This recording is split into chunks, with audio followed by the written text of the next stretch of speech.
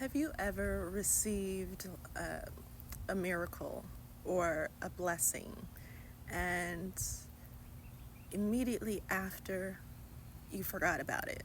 You went right back to woe is me. You went right back to business as usual because you've just dealt with so much disappointment in life that when the miracle came, you were so ready for like something bad to happen, or you're just so downtrodden and just used to things not going right for you. So when a blessing comes, when the miracles come, you just you're nonchalant about it, or you get so excited and then you just forget about it. So this happened to the disciples also. I came across this scripture recently. I've read it so many times, but there was a part that I didn't pay attention to until now. I'm going to read it to you. This is after Jesus just got done feeding 5,000 people with a small boy's lunch. Like, he fed 5,000 people with a few loaves of bread and a couple of fish, right? So that's a miracle in and of itself. The disciples actually took part in this miracle because they're the ones that passed out the food and fed everyone.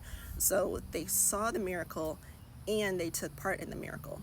After that, Jesus goes off to pray. The disciples go get on the boat like Jesus told them, and then what happens? The waves get crazy. They start crashing, and the disciples are fearful, right? In Mark chapter 6, verse 51 through 52, this is King James. And he went up unto them. Now this is Jesus walking on water. And he went up unto them into the ship, and the wind ceased. And they were sore amazed in themselves beyond measure, and wondered, for they considered not the miracle of the loaves, for their heart was hardened. Hardened. Their heart was hardened. The Amplified Version. Then he got into the boat with them, and the wind ceased, as if exhausted by its own activity.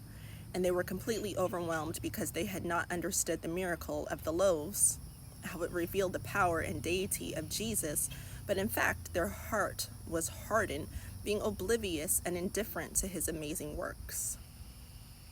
Now, I went to the concordance and I looked up the word hardened. The Greek definition of harden is to make the heart dull, to cover with a thick skin, to harden by covering with a callus, lose the power of understanding. So the disciples were walking with Jesus. They saw the miracles. They took part in this particular miracle of feeding the 5,000. And now they're on the boat. The winds and everything is going crazy. Jesus walks on water and they are baffled by it. They cannot wrap their head around it because they still cannot wrap their heads around the fact that he just fed 5,000 people with the small boy's lunch.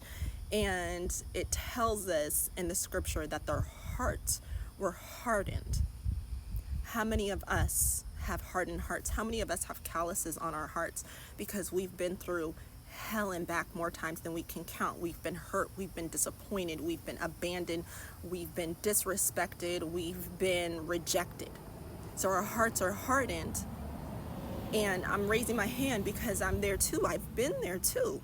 I can admit that I've gone to God and I've asked him to heal my heart because I have been through so much, and yet there's so many blessings that have come my way. There's so many miracles that God has literally just handed me, and I've gotten so excited about these miracles, but because my heart has been hardened, because the callus is on my heart, I've not been able to accept these miracles. I have not been able to take these miracles and hold on to them until the next time. Because the whole thing is, when God does something for us, it's so we can remember it. Just like, who was it? It was David. David used to, what was the word? Not delight himself. Was it delight? He would encourage himself. David would encourage himself in the Lord. Anytime he needed help, he needed that boost, that strength to get through a hard time, he would encourage himself in the Lord by thinking back to the things that God had done for him in the past. And that's what we need to do. We need to be more like David, but our hearts are hardened. There are calluses on our hearts. And I had already recorded this message for you, but then I had to do it again because I went to sleep and I started thinking it wasn't just the disciples, it was the children of Israel as they were coming out of Egypt. Look what God did for them. God did blessing after blessing.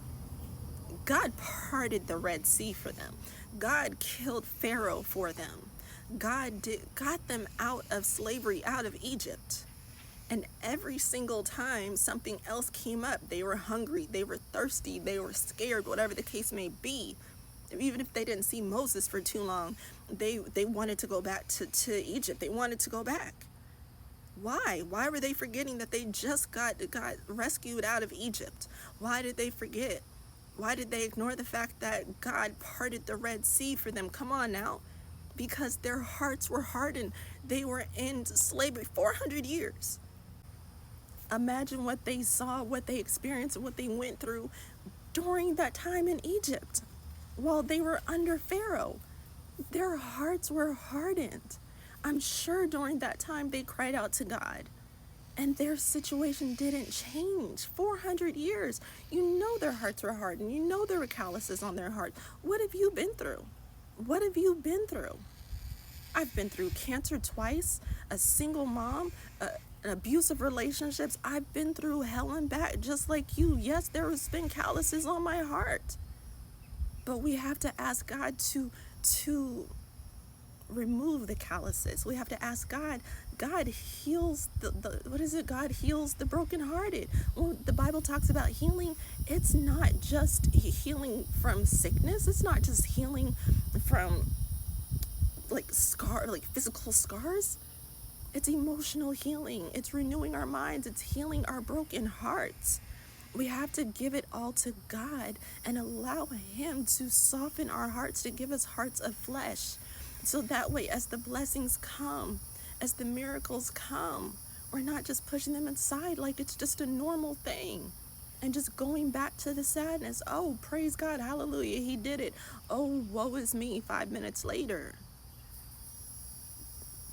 Give it to God. Let Him heal your heart. Let Him soften your heart, give you a heart of flesh, and to get rid of the calluses on your heart. So that way, when hard times come, we can be like David and encourage ourselves in the Lord and know that this too shall pass. Because if He did it before, He'll do it again.